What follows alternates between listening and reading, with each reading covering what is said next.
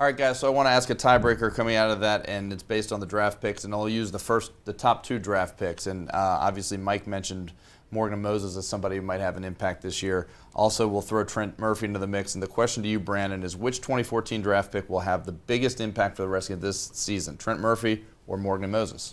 I got to go with Trent Murphy. I think at Stanford he played in that hybrid 3-4 formation, which pretty much somewhat fits what Jim Haslett does on defense. So I feel like he gives them another guy that they can shuffle through along with Arakpo and Kerrigan and guys like that. So I always say this, transition from college to pro, you don't know how it's going to work. I know he had like 15 sacks at the college level, but that means he's aggressive. That means he's familiar, again, with the scheme that they have. So I feel like he could be the guy this year. And you would just expect the top draft pick to have the biggest impact just from a simple standpoint. Dan, give me the other side. I would say Moses. First of all, you say he is the top draft pick the Redskins took, which is true. But like Mike pointed out in that segment, I think a lot of the experts, so-called experts, had Moses as a higher-rated prospect than Murphy to begin with. So I think that's kind of a wash. I just look at need, and I think that last week here I said if it were me, the first pick I would take would be someone who could bolster the right side of that offensive line. They got a guy who seemingly can do that with the issues that they've had there for years and years, with the need to protect RG3, with Moses' massive size and talent. I think he's a guy that could be starting at some point. And with the guys that are ahead of Murphy, I think that would be hard for him to do. So I would say Moses. Redskins great LeVar Arrington. Break the tie, please.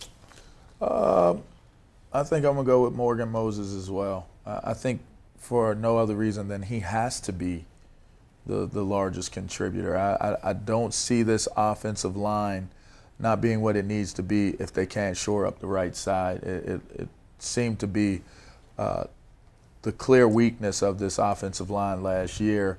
So if he can come in and bring a form of physicality and anchor that right side, I mean, with all the weapons that they have, it should make a tremendous difference for this offensive unit. All right, sorry, Brandon, you lose that one. Sorry. Since we have an extra minute, and I'm not going to go the grades route, but were you guys surprised that out of 8 total draft picks, they only had 2 on the defensive side of the ball, LeVar? Well, I was glad that they took offensive linemen. The fact that they took 2 offensive linemen was good. They did draft a corner. They did draft a pass rusher. I think a lot of these guys really, again, I think so many times we lose sight of the fact that there are 3 phases to the game, and everybody focuses in on offense and defense. But I really think that what made their draft impactful is that they drafted all guys, in my opinion, that can either start for offense or defense, but ultimately all of them can play some type of role on special teams.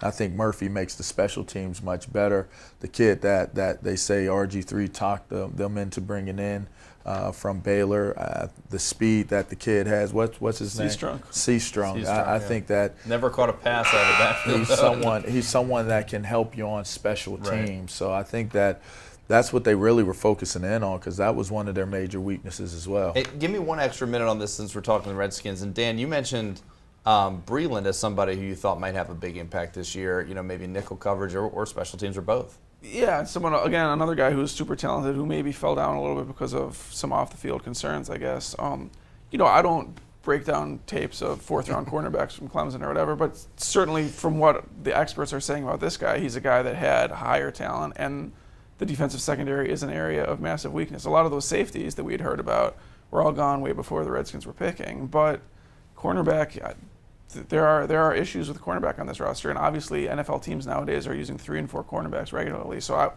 seems to me like there would be an opportunity for this kid to play. You don't break down tapes. It was an interesting draft. But do you know whether the 4th-round corner from Clemson shaves his armpits? I do So not. I'm sure they talked about it during the 10 million hours of coverage. Go ahead. Last word on the draft. I in was 10 just seconds. saying it's an interesting draft, and for you to have a successful draft, which I think you could deem the Redskins a successful draft, it was just so many players in so many different positions that it truly was a real draft this year. You saw a real draft take place. And like Mike said, they're building for not just next year but beyond. So we'll see how that works out for the Redskins this time around.